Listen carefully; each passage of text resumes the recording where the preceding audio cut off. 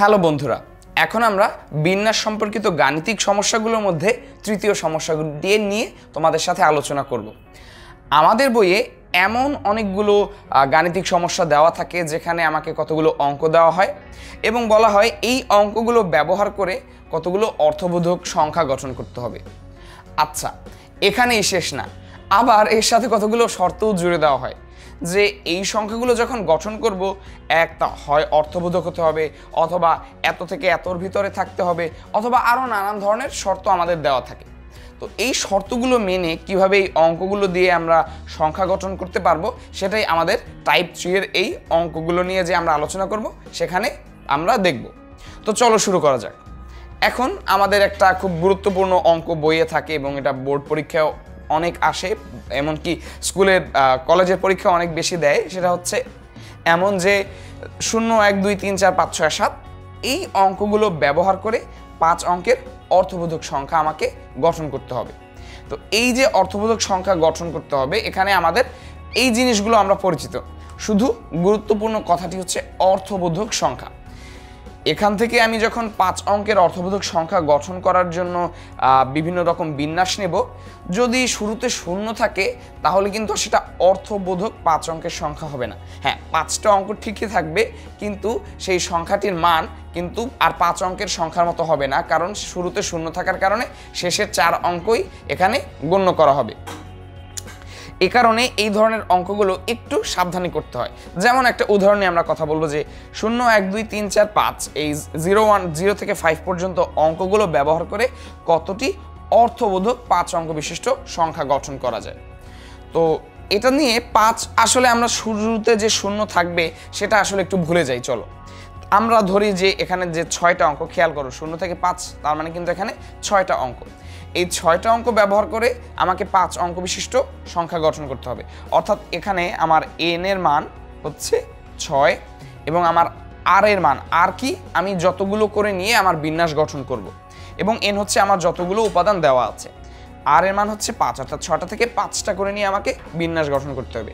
সুতরাং 6টা থেকে 5টা করে নিয়ে যদি আমি বিন্যাস গঠন করি তাহলে কি হবে? 6টা থেকে 5টা করে নিয়ে বিন্যাস গঠন করলে আমরা পাবো 6p5 এতটি বিন্যাস বা এতগুলো সংখ্যা, এবং এর মান হবে 720। সো 6p5 অর্থাৎ মানে আমাদের পাচ্ছি 720টি সংখ্যা। এখন এই সংখ্যাগুলোর মধ্যে কিন্তু একটা সমস্যা রয়ে গেছে। শুরুতে যদি 0 থাকে তাহলে কিন্তু তা আর অর্থবোধক 5 অঙ্ক বিশিষ্ট সংখ্যা দেবে না। তাহলে শুরুতে 0 আছে এমন বিন্যাসের সংখ্যা আমরা কিভাবে পাবো?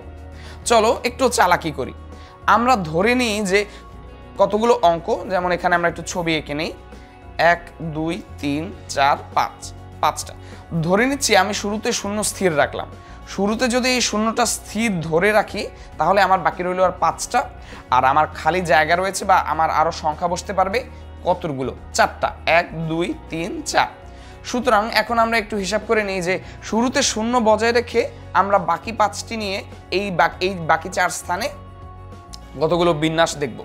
সেটা কত হবে? শুরুতে 0 স্থির রেখে আমরা যদি 5টি অঙ্ক নিয়ে যদি সংখ্যা গঠন করতে চাই তাহলে আর বাকি 4 ঘরে 5টি অঙ্ক থেকে নিব আমরা। সুতরাং আমরা আসলে 5p4টি বিন্যাস পাবো এখানে, যেখানে শুরুতে 0 থাকবে।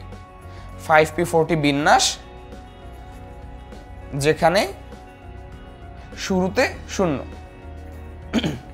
শুরুতে 0।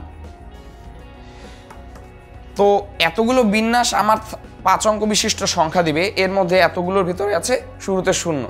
তাহলে কি করতে হবে? তাহলে এটা থেকে এটা যদি বিয়োগ দেই তাহলে কিন্তু আমরা এমন কতগুলো 5 অঙ্কের অর্থবোধক সংখ্যা পেয়ে যাব যেগুলো আসলে 5 অঙ্কেরই হবে, অর্থাৎ অর্থবোধক 5 অঙ্কের হবে, কারণ এর শুরুতে 0 থাকবে না। সুতরাং এখান থেকে আমরা যদি বিয়োগ দিই, এর মান হচ্ছে আমরা জানি হিসাব করে পাবো 120। সুতরাং আমরা যদি 6p5 - 5p4 করি তাহলে আমরা পাবো 600। এই 600টি সংখ্যাই হবে আমাদের উত্তর। তো এখানে আমি তোমাদেরকে বোঝানোর জন্য একটু সংক্ষিপ্ত করে করেছি। চলো আমরা দেখে নিই পরীক্ষার খাতায় বা একটু বিস্তারিত করে আমরা যখন অঙ্কটি করব তখন আসলে আমাদের কিভাবে করতে হবে। তো খেয়াল করো,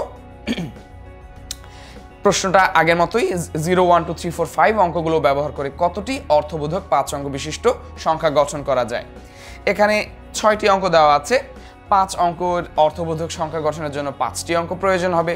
সুতরাং 5টি অঙ্ক নিয়ে বিন্যাস পাওয়া যাবে, এখানে টি যোগ করে দিই। সুতরাং 5টি অঙ্ক নিয়ে বিন্যাস পাওয়া যাবে 6p5 বা 720টি। আমরা ক্যালকুলেটরে বসালেই মানটা পেয়ে যাব।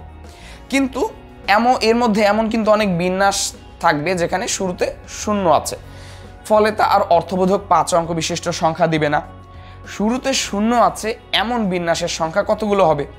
শুরুতে শূন্য স্থির রেখে বাকি 5টি সংখ্যা হতে অবশিষ্ট 4টি স্থানে বিন্যাসের সংখ্যা, অর্থাৎ আমরা সেই যে দেখেছিলাম 1 2 3 4 5, অর্থাৎ শুরুতে শূন্য রেখে বাকি যে এই 4টি ঘর রয়েছে 1 2 3 4, এই 4টি ঘরে 1 থেকে 5 পর্যন্ত 5টি সংখ্যা নিয়ে আমরা এখানে বিন্যাস করব। তাহলে শুরুতে শূন্য আছে এমন বিন্যাস সংখ্যা কত হবে? হ্যাঁ, খুব সহজ, তোমরা অনেকেই বুঝে গেছো। 5p4 বা একে আমরা পাবো ফ্যাক্টোরিয়াল 5 এবং এর মান হবে 120টি। অর্থাৎ তাহলে 5 অঙ্কের অর্থবোধক সংখ্যা পাওয়া যাবে 720, অর্থাৎ এই যে 720 পেয়েছিলাম মাইনাস এই যে 120, 600টি। সুতরাং প্রদত্ত অঙ্কগুলো ব্যবহার করে আমরা 600টি 5 অঙ্ক বিশিষ্ট সংখ্যা গঠন করতে পারবো। আশা করি তোমরা অঙ্কটি বুঝে গেছো। যদি নিজেরা বুঝে থাকো তাহলে বলবো ভিডিওটি পজ করে তোমরা নিজেরা একটু খাতা কলম নিয়ে চেষ্টা করে দেখো যে তুমি পেরে যাচ্ছ কিনা। যদি তুমি নিজে পেরে যাও তাহলে তো অভিনন্দন তোমাকে। চলো আমরা এর পরবর্তী সমস্যায় চলে যাই।